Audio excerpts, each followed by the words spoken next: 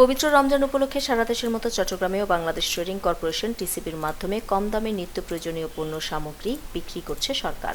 এসব পণ্য কিনতে পারছে নিম্ন আয়ের মানুষ। এই পণ্য কিনতে পেরে খুশি সাধারণ মানুষ। বুধবার বিকাল ৩টা থেকে সন্ধ্যা ৭টা পর্যন্ত নগরীর দামপাড়া জহুর আহমদ চৌধুরী সড়কে টিসিবির সরকার মনোনীত ডিলারের কাছ থেকে একটি ট্রাক থেকে পণ্য সামগ্রী কিনতে দেখা গেছে।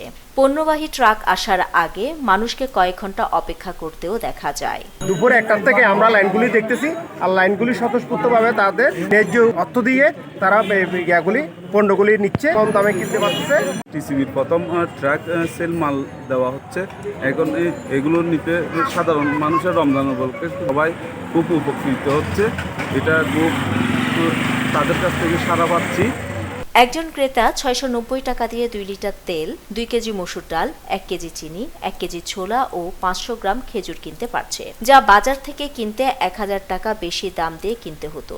গত মঙ্গলবার থেকে নগরের ১ থেকে ১০ নম্বর ওয়ার্ড, বুধবার ১১ থেকে ২০ নম্বর ও বৃহস্পতিবার ২১ থেকে ৩০ নম্বর ওয়ার্ডে বিক্রি করা হবে। প্রতি ট্রাক থেকে কার্ড ছাড়া ৪০০ জন ভোক্তা পণ্য কিনতে পারছে। টিসিবির কার্ডধারীরাও এই সুযোগ পাচ্ছেন। এসব পণ্য কিনতে পেরে খুশি সাধারণ মানুষ।